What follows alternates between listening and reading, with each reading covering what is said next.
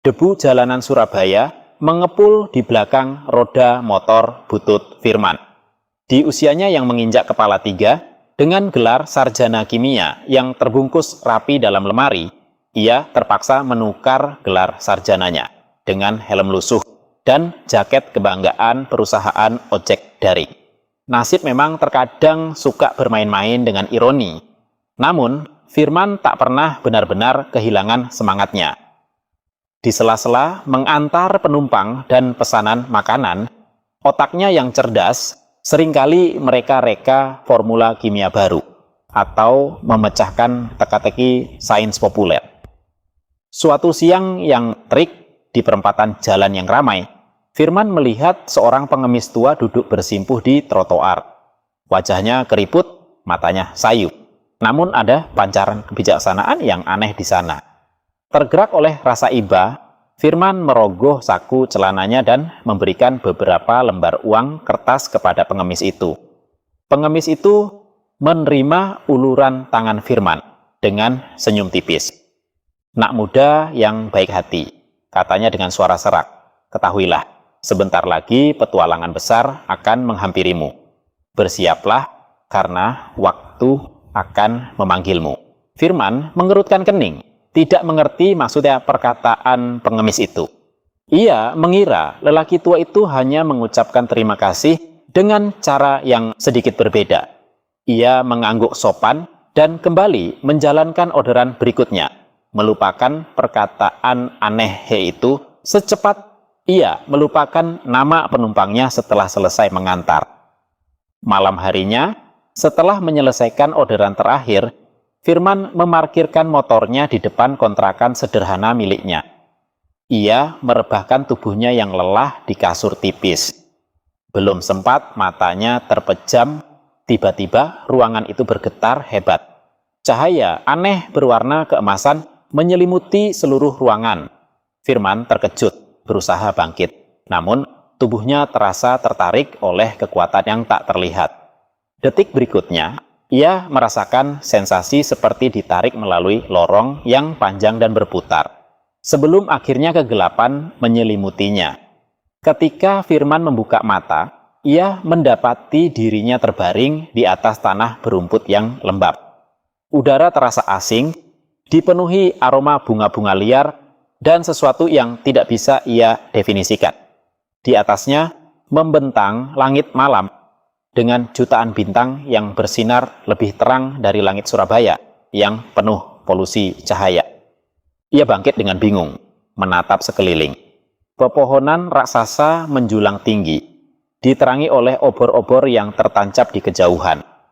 Suara gamelan sayup-sayup terdengar, bercampur dengan suara jangkrik dan binatang malam lainnya. Tiba-tiba, beberapa sosok bersenjata lengkap dengan pakaian zirah dan tombak menghampirinya. Mereka tampak terkejut melihat penampilannya yang berbeda. Firman, dengan refleks seorang pengemudi ojek yang sering berhadapan dengan situasi tak terduga, mengangkat kedua tangannya sebagai tanda tidak mengancam. Salah satu prajurit yang tampak lebih tua dan berwibawa menghardik Firman dengan bahasa yang asing. Namun, entah mengapa bisa sedikit ia pahami. "Siapa kau, orang asing? Dan bagaimana kau bisa tiba-tiba muncul di tanah Majakarta?" Majakarta? Nama itu terasa familiar. Otaknya yang cepat memproses informasi dengan kilat. Ia teringat pelajaran sejarah di bangku kuliah. Majakarta adalah salah satu kerajaan terbesar di Jawa pada masa lalu. Mungkinkah ia telah terlempar ke masa lalu? Sebelum Firman sempat menjawab, suara langkah kaki lain terdengar mendekat. Seorang pria berpakaian mewah dengan wajah khawatir menghampiri mereka. "Ada apa ini?" tanyanya dengan nada cemas. Prajurit itu menjelaskan kedatangan Firman yang misterius. Pria berpakaian mewah itu menatap Firman dengan saksama. "Bawa dia ke hadapanku," perintahnya. Firman dibawa ke sebuah bangunan megah yang diterangi oleh obor dan lampu minyak. Di dalam, ia melihat seorang pria tua terbaring lemah di atas ranjang. Wajahnya pucat, namun sorot matanya masih menunjukkan ketegasan seorang pemimpin. Pria berpakaian mewah itu berlutut di samping ranjang. "Ayahanda Raja," lirihnya. "Raja." Jadi, pria tua yang sakit itu adalah Raja Candrawarman. Dan pria di sampingnya pasti Pangeran Eka, anak pertama Raja. Firman mulai menyadari situasi genting yang sedang terjadi. Tiba-tiba, seorang pria lain dengan pakaian zirah yang lebih sederhana, namun tampak gagah berani memasuki ruangan. Wajahnya menunjukkan kesedihan yang mendalam. "Baginda Raja," sapanya dengan hormat.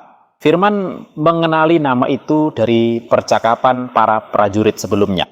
Jenderal Setyana. Raja Candrawarman dengan susah payah membuka matanya dan menatap Jenderal Setyana dengan tatapan penuh harap. "Setyana, engkau datang." Suaranya lemah. Aku telah memutuskan karena keadaanku. Aku akan menyerahkan kekuasaan sementara kepadamu sampai Widhi, anakku yang kedua. Cukup umur." Pangeran Eka yang berdiri di dekatnya mengepalkan tangannya dengan geram, meskipun ia berusaha menyembunyikannya. Firman bisa merasakan aura permusuhan yang kuat dari sang pangeran. "Hamba siap menjalankan amanah Baginda," jawab Jenderal Setyana dengan suara tegas namun penuh kesetiaan. Tiba-tiba, Raja Candrawarman terbatuh hebat dan tubuhnya kejang-kejang. Para pelayan dan tabib kerajaan panik. Pangeran Eka mendekat ke sisi ayahnya dengan ekspresi pura-pura khawatir. "Ayahanda," serunya. Namun, Firman dengan latar belakang ilmu kimianya mencium bau aneh yang samar di udara. Bau pahit yang menusuk hidung meskipun sangat lemah. Ia teringat akan senyawa-senyawa beracun yang pernah ia pelajari. Instingnya berteriak ada yang tidak beres. Keesokan harinya, berita duka menyebar ke seluruh penjuru kerajaan. Raja Candrawarman telah mangkat. Sesuai wasiatnya, Jenderal Setyana seharusnya mengambil alih kekuasaan sementara. Namun, Pangeran Eka bertindak cepat. Ia menyebarkan fitnah keji bahwa Jenderal Setyana lah yang telah meracuni raja demi merebut kekuasaan. Dalam waktu singkat, perintah penangkapan Jenderal Setyana dikeluarkan. Pasukan kerajaan yang loyal kepada Pangeran Eka mengepung kediaman sang jenderal. Beruntung, Jenderal Setyana menyadari bahaya yang mengintainya. Dengan bantuan beberapa perwira dan prajurit yang setia, ia berhasil melarikan diri ke hutan sebelum pasukan Pangeran Eka berhasil menangkapnya. Firman yang masih kebingungan dan ketakutan menyaksikan semua kejadian itu dengan mata terbelalak. Ia merasa terjebak dalam pusaran intrik dan perebutan kekuasaan di masa lalu. Ia tidak tahu bagaimana ia bisa sampai di sini, dan yang lebih penting, bagaimana cara ia kembali ke zamannya. Namun, satu hal yang pasti, petualangan besar yang dikatakan pengemis tua itu telah benar-benar dimulai. Dan tanpa ia sadari, seorang sarjana kimia yang dulunya hanya berkutat dengan rumus dan larutan, kini harus berhadapan dengan pedang, intrik, dan bahaya di tengah hutan belantara Majakarta. Takdir, rupanya, punya rencana yang sangat berbeda untuk seorang pengemudi ojek daring bernama Firman. Firman bersembunyi di balik pilar besar saat para prajurit kerajaan menggeledah istana, mencari Jenderal Setyana. Jantungnya berdebar kencang seperti genderang perang. Ia merasa seperti semut yang tersesat di tengah barisan gajah. Kemana ia harus pergi? Apa yang harus ia lakukan? Ia hanyalah seorang pengemudi ojek daring, bukan seorang pahlawan atau ahli strategi perang. Namun, ingatan akan kebaikan Raja Candrawarman yang tampak tulus dan fitnah keji yang dialamatkan kepada Jenderal Setyana membuat hatinya tergerak.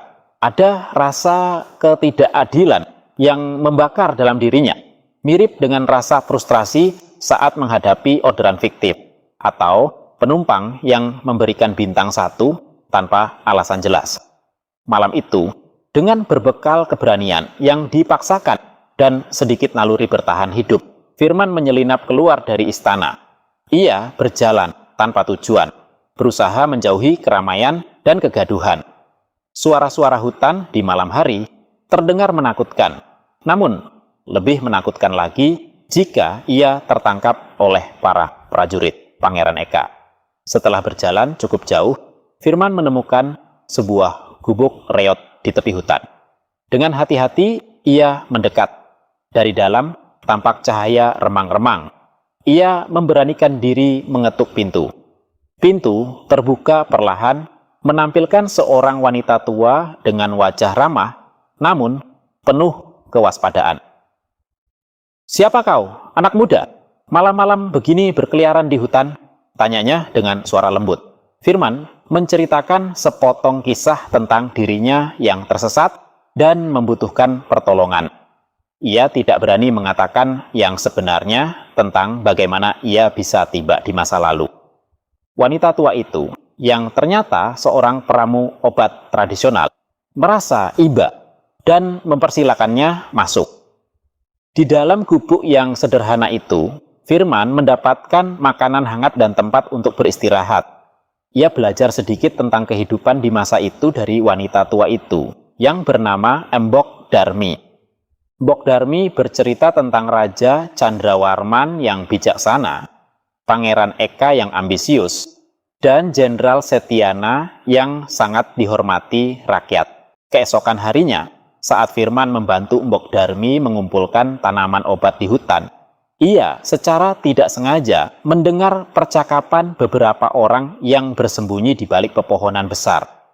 Mereka berpakaian layaknya prajurit, namun tidak mengenakan seragam kerajaan. Firman mengenali salah satu wajah mereka, seorang perwira yang setia kepada Jenderal Setyana yang ia lihat di istana. Dengan hati-hati, Firman mendekat. Ia memberanikan diri menyapa mereka. Awalnya, para prajurit itu terkejut dan curiga. Namun setelah Firman menjelaskan bahwa ia tidak memihak Pangeran Eka dan menceritakan apa yang ia lihat di istana, mereka mulai mempercayainya. Perwira itu, yang bernama Kapten Arya, bukan Profesor Arya, menjelaskan bahwa mereka adalah sisa-sisa pasukan Jenderal Setyana yang berhasil melarikan diri. Mereka bersembunyi di hutan, menyusun rencana untuk membuktikan bahwa Jenderal Setyana tidak bersalah dan menggulingkan Pangeran Eka yang licik. Firman, meskipun seorang sarjana kimia, memiliki otak yang analitis dan kemampuan observasi yang tajam. Ia menawarkan diri untuk membantu. Awalnya, para prajurit itu ragu. Namun, Kapten Arya melihat ada sesuatu yang berbeda dari pemuda asing ini. Ada kecerdasan di matanya dan semangat yang membara. Firman mulai menggunakan pengetahuannya untuk membantu para pemberontak. Ia membantu mereka membuat ramuan sederhana untuk mengobati luka, mengajarkan cara membuat api dengan cepat, dan bahkan memberikan ide-ide taktis yang tidak terpikirkan oleh mereka, berdasarkan logika dan analisis situasinya. Suatu malam, Firman teringat akan bau aneh yang ia cium saat Raja Candrawarman sakit. Ia menduga Raja telah diracun. Dengan bantuan Embok Darmi, ia mencoba mengidentifikasi jenis racun yang mungkin digunakan. Pengetahuan kimianya yang mendalam membantunya mengenali beberapa jenis tumbuhan beracun yang tumbuh di hutan Majakarta. Setelah beberapa hari melakukan penelitian diam-diam, Firman dan Embok Darmi menemukan jejak tanaman beracun langka yang hanya tumbuh di sekitar wilayah istana. Firman yakin Pangeran Eka pasti telah menggunakan racun ini untuk membunuh ayahnya dan menjebak Jenderal Setyana.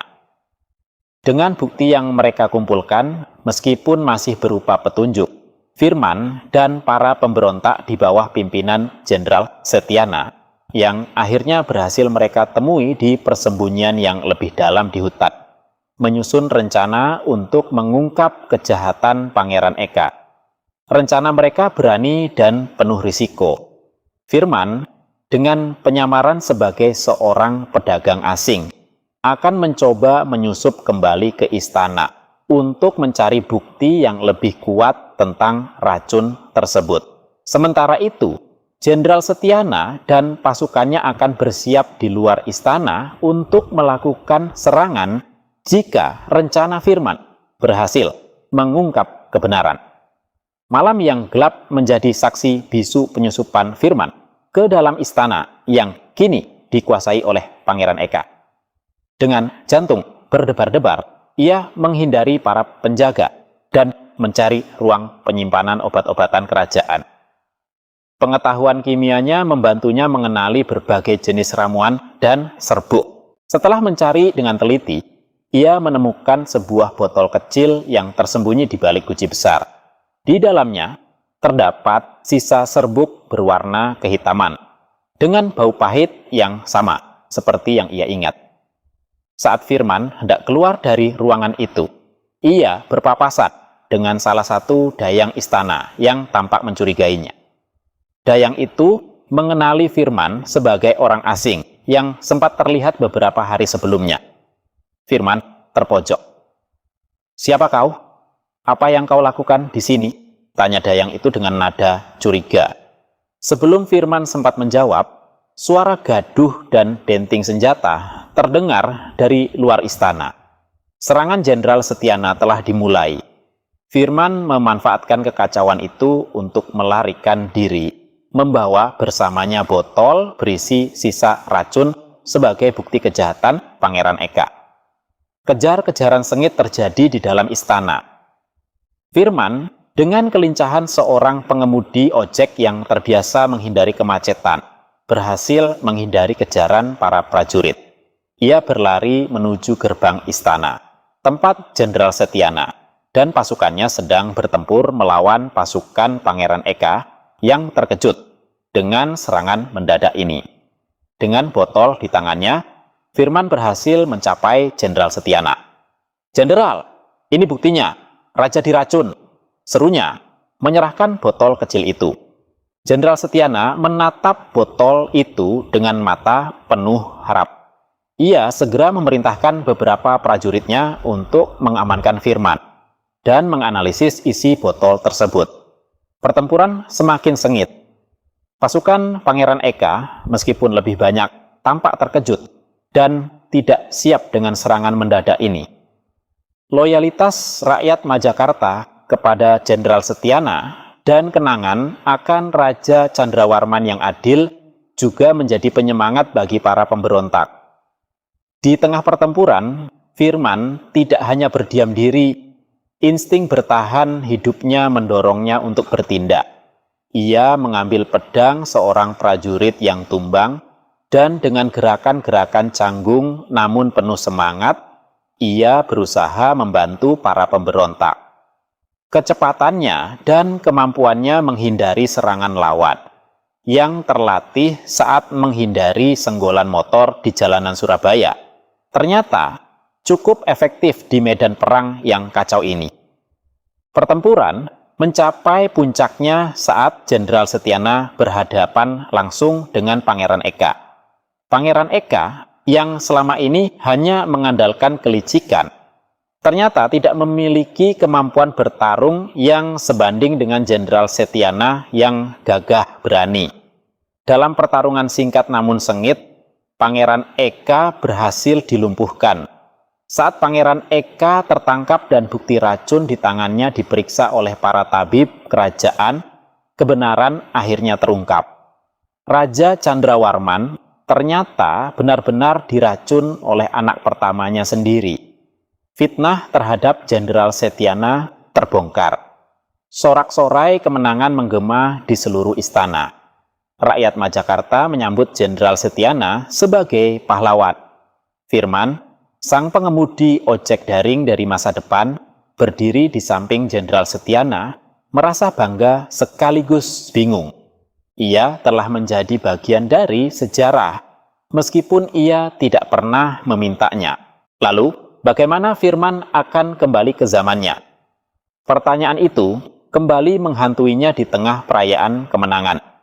Petualangan besar memang telah tiba, dan kini ia harus mencari jalan untuk kembali ke kehidupannya yang sederhana di Surabaya, membawa serta kenangan akan pertempuran, intrik kerajaan, dan persahabatan yang tak terduga di masa lalu. Pengemis tua itu benar. Waktu memang telah memanggilnya dan kini, waktu pulalah yang harus mengantarnya kembali. Pangeran Eka telah mengetahui rencana ini. Dia bekerja sama dengan penyihir tua jahat untuk mengirimkan pasukan mayat hidup zombie untuk menyerang kerajaan Majakarta dan membebaskan Pangeran Eka. Karena pasukan mayat hidup begitu banyak rakyat jelata yang tinggal di luar pagar. Kerajaan disuruh masuk untuk berlindung di dalam benteng kerajaan. Pasukan Jenderal Setiono bekerja sama dengan Firman, rakyat, dan merencanakan pertahanan untuk melawan pasukan mayat hidup tersebut. Dengan pengetahuan ilmu kimianya, dia menciptakan sesuatu. Kemenangan atas Pangeran Eka ternyata belum menjadi akhir dari segalanya. Malam itu, di tengah sukacita rakyat Majakarta atas terungkapnya kebenaran, kegelapan yang lebih mengerikan mengintai dari luar benteng kerajaan. Pangeran Eka yang berhasil meloloskan diri dengan bantuan beberapa pengikut setianya sebelum hukuman dijatuhkan, ternyata telah menjalin persekutuan dengan kekuatan yang jauh lebih gelap. Seorang penyihir tua yang terkenal kejahatannya di pelosok Jawa. Dari balik hutan yang gelap, di bawah rembulan sabit yang pucat, muncullah pemandangan yang mengerikan. Ratusan, bahkan ribuan sosok mayat hidup bergerak maju dengan langkah gontai. Mata mereka merah menyala, kulit mereka membusuk, dan tangan mereka terulur dengan keinginan mengerikan. Pasukan zombie. Berita tentang serbuan mayat hidup dengan cepat mencapai telinga Jenderal Stiana. Kepanikan melanda rakyat Majakarta. Mereka yang tinggal di luar tembok benteng berbondong-bondong mencari perlindungan di dalamnya. Gerbang-gerbang kerajaan ditutup rapat dan para prajurit bersiaga di atas tembok. Wajah mereka tegang melihat gelombang kengerian yang mendekat. Jenderal Setiana segera bertindak. Ia mengumpulkan para perwira dan juga Firman. Kita menghadapi musuh yang belum pernah kita lihat sebelumnya, katanya dengan nada serius. Mereka tidak takut mati karena mereka sudah mati. Kita harus menemukan cara untuk menghentikan mereka. Firman, meskipun jantungnya mencelos melihat pemandangan mengerikan itu, berusaha untuk tetap tenang. Otaknya yang terlatih untuk menganalisis masalah dengan cepat mulai bekerja. Ia teringat akan pelajaran tentang biologi dan kimia, tentang proses pembusukan, dan bagaimana menghentikannya. Jenderal, kata Firman dengan nada berpikir, mayat hidup ini, mereka pasti memiliki kelemahan. Mereka bergerak lambat, dan sepertinya tidak memiliki akal. Mungkin kita bisa menggunakan sesuatu untuk melumpuhkan atau menghancurkan mereka. Bersama Jenderal Setiana dan beberapa ahli strategi kerajaan, Firman mulai merancang pertahanan. Mereka memerintahkan rakyat untuk mengumpulkan kayu bakar, minyak, dan bahan-bahan lain yang mudah terbakar. Parit-parit di sekeliling benteng diisi dengan air dan minyak, siap untuk disulut jika pasukan mayat hidup mendekat. Namun, Firman merasa itu belum cukup. Ia tahu api bisa menghentikan mereka untuk sementara, tetapi jumlah mereka terlalu banyak. Ia membutuhkan sesuatu yang lebih permanen, sesuatu yang bisa melumpuhkan atau menghancurkan mereka secara massal. Tiba-tiba, ingatannya melayang pada pelajaran tentang asam kufat dan basa kuat di laboratorium kimia. Ia teringat bagaimana zat-zat korosif ini dapat menghancurkan materi organik. Mungkinkah ia bisa menciptakan sesuatu yang serupa di sini? Jenderal, kata Firman, dengan mata berbinar, saya punya ide. Kita bisa membuat cairan yang sangat korosif. Jika kita bisa menyiramkannya kepada para mayat hidup itu, mungkin kita bisa melumpuhkan mereka. Jenderal Setiana mendengarkan dengan seksama. Meskipun ide itu terdengar aneh, ia mempercayai kecerdasan Firman. "Apa yang kau butuhkan?" tanyanya. Firman mulai mengumpulkan bahan-bahan yang tersedia di sekitar kerajaan dengan bantuan para prajurit dan rakyat. Ia mencari abu kayu dalam jumlah besar, air kapur dari pembakaran batu kapur, dan berbagai jenis tumbuhan yang ia ingat mengandung senyawa-senyawa asam lemak. Dengan menggunakan pengetahuan kimianya yang terbatas pada peralatan dan bahan yang ada di abad itu, ia mencoba meracik campuran yang ia harapkan akan menjadi cairan korosif yang kuat. Prosesnya tidak mudah. Ia harus melakukan beberapa kali percobaan dengan menggunakan wadah-wadah tanah liat dan alat-alat sederhana. Asap dan bau menyengat sesekali keluar dari campurannya, membuat orang-orang di sekitarnya menjauh dengan rasa ingin tahu dan khawatir. Akhirnya, setelah berjam-jam bekerja keras, Firman berhasil menciptakan 2 jenis cairan. Yang pertama, berwarna keruh dengan bau menyengat, yang menurut perhitungannya akan bersifat basa kuat dan mampu melarutkan jaringan organik. Yang kedua adalah cairan berwarna kecoklatan dengan bau asam yang tajam, yang diharapkan dapat memberikan efek korosif yang serupa. Mereka menyiapkan wadah-wadah besar yang terbuat dari kayu dan kulit binatang untuk menampung cairan-cairan mematikan itu. Mereka juga membuat alat-alat sederhana seperti katapel besar dan wadah-wadah yang bisa dilemparkan dari atas tembok benteng. Saat pasukan mayat hidup semakin mendekat, raungan dan erangan mengerikan mereka terdengar semakin jelas. Jenderal Setiana membagi pasukannya. Sebagian akan bertugas memanah dan melemparkan tombak yang ujungnya telah dilumuri getah beracun. Sebagian lagi akan bersiap dengan obor dan kayu bakar di dekat parit. Dan sekelompok kecil prajurit yang berani akan bertugas melemparkan wadah-wadah berisi cairan buatan Firman dari atas tembok. Firman sendiri akan berada di barisan terdepan bersama Jenderal Setiana, siap memberikan instruksi dan mengawasi efektivitas ciptaannya. Gelombang pertama, pasukan mayat hidup menghantam tembok benteng dengan geraman lapar. Mereka berusaha memanjat tembok dan menerobos gerbang. Panah-panah dan tombak-tombak melesat dari atas tembok, mengenai beberapa di antara mereka, namun tampaknya tidak menghentikan langkah mereka. Ketika para mayat hidup itu mencapai parit yang penuh dengan minyak, api segera disulut. Kobaran api menjulang tinggi, menciptakan dinding penghalang yang efektif untuk sementara waktu.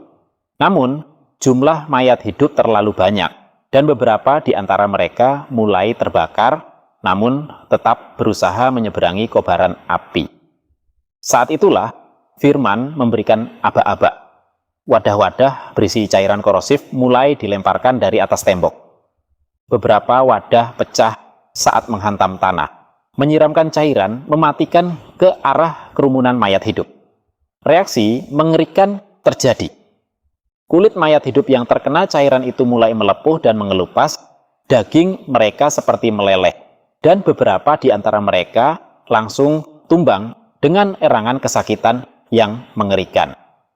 Cairan basa kuat buatan Firman bekerja dengan efektif melarutkan jaringan organik para mayat hidup. Sementara cairan asam kuatnya membakar dan menghancurkan kulit serta otot mereka. Bau busuk dan bau kimia yang menyengat bercampur di udara, menciptakan aroma kematian yang lebih mengerikan. Para prajurit dan rakyat yang menyaksikan efek dari ciptaan Firman menjadi lebih bersemangat. Mereka terus melemparkan wadah-wadah berisi cairan itu ke arah gerombolan mayat hidup. Meskipun beberapa mayat hidup berhasil melewati rintangan api dan cairan, jumlah mereka jauh berkurang dan gerakan mereka menjadi lebih lambat dan tidak terkoordinasi. Jenderal Setiana memimpin pasukannya keluar dari gerbang, memanfaatkan kekacauan di antara pasukan mayat hidup. Dengan pedang terhunus, mereka menyerbu sisa-sisa pasukan zombie yang berhasil masuk. Firman, dengan keberanian yang tumbuh dalam dirinya, ikut bertempur di samping para prajurit. Ia menggunakan tombak untuk menjaga jarak dan mengarahkan para prajurit untuk menyerang bagian tubuh mayat hidup yang paling rentan setelah terkena cairan korosif.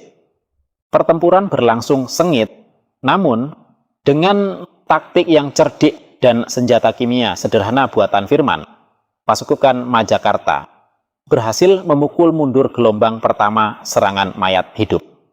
Namun, mereka tahu ini belum berakhir. Pangeran Eka dan penyihir tua itu pasti akan mengirimkan lebih banyak lagi kengerian dari kegelapan. Firman, sang sarjana kimia yang menjadi pahlawan tak terduga, harus terus memutar otaknya untuk melindungi kerajaan Majakarta dari ancaman mayat hidup yang mengerikan. Ia tahu, pengetahuannya adalah satu-satunya senjata yang mereka miliki untuk melawan keajaiban hitam dan pasukan kematian. Kemenangan sementara atas gelombang pertama mayat hidup memberikan secercah harapan. Namun, Jenderal Setiana dan Firman tahu bahwa ini hanyalah awal dari malapetaka yang lebih besar. Malam-malam berikutnya diisi dengan penjagaan ketat dan persiapan untuk serangan berikutnya. Firman terus menyempurnakan ramuan kimianya, mencoba mencari formula yang lebih efektif dan mudah diproduksi dalam jumlah besar. Suatu malam, saat Firman sedang bereksperimen di sebuah gudang penyimpanan kerajaan yang dialihfungsikan menjadi laboratorium sederhana, ia menemukan sebuah prasasti kuno yang tersembunyi di balik tumpukan artefak lama. Prasasti itu ditulis dalam bahasa Kawi kuno, namun beberapa simbol kimia purba terukir di permukaannya. Dengan bantuan seorang ahli bahasa kerajaan yang selamat, Firman berhasil menerjemahkan sebagian isinya. Prasasti itu menceritakan tentang legenda kuno di Tanah Jawa, tentang seorang alkemis jahat yang hidup jauh sebelum berdirinya Majakarta. Alkemi itu dikabarkan memiliki kemampuan untuk membangkitkan orang mati menjadi abdi kegelapan.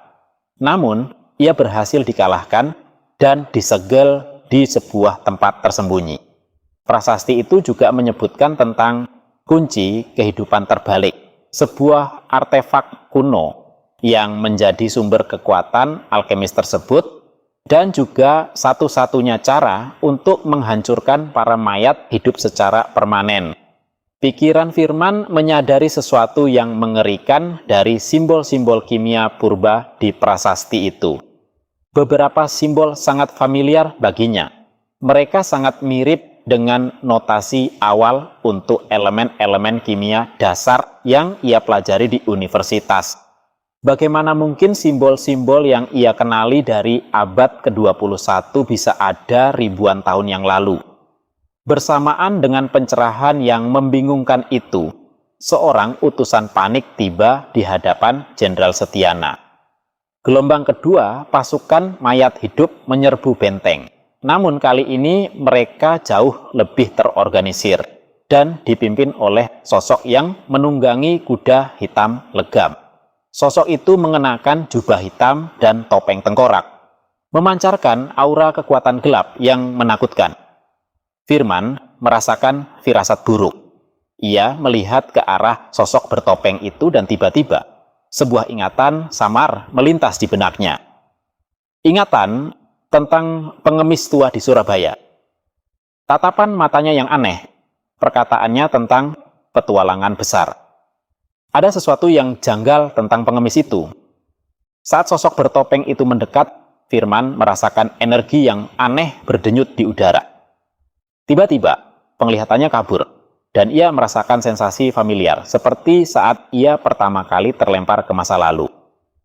Kilatan cahaya keemasan menyelimuti sosok bertopeng itu sejenak. Kemudian, sosok itu membuka topengnya. Wajah yang terpampang di balik topeng tengkorak itu membuat Firman membeku di tempatnya.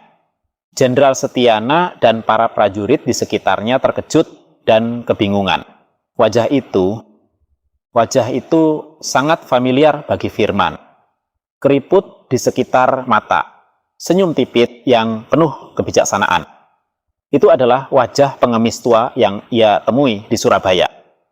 Bagaimana mungkin pengemis tua itu memimpin pasukan mayat hidup? Apa hubungannya dia dengan masa lalu?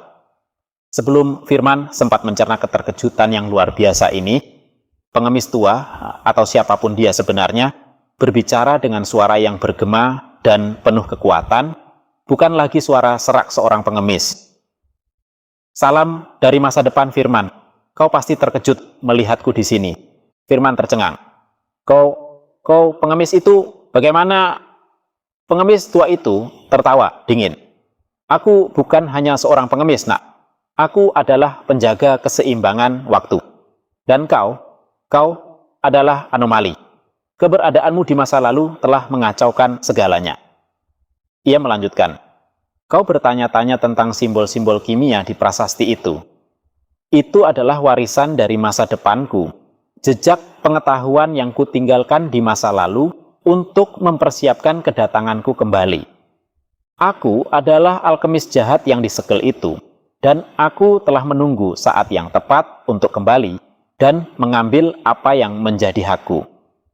Terungkaplah bahwa pengemis tua itu adalah seorang penjelajah waktu jahat dari masa depan yang menyamar. Ia telah memanipulasi Firman sejak awal, mengetahui bahwa kedatangan Firman ke masa lalu akan menciptakan kekacauan yang ia butuhkan untuk melepaskan diri dari segel kuno. Ia membutuhkan energi dari distorsi waktu yang disebabkan oleh kedatangan Firman. Pangeran Eka hanyalah pion kecil dalam permainannya. Penyihir tua yang bekerja sama dengan Pangeran Eka hanyalah salah satu abdinya di masa lalu. Pasukan mayat hidup adalah hasil dari eksperimennya dengan ilmu kimia dan sihir kuno.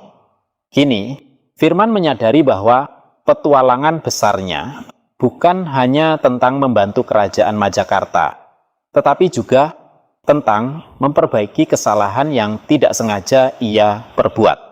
Ia harus menghentikan penjaga waktu yang jahat ini sebelum ia menghancurkan masa lalu dan mengubah alur sejarah selamanya.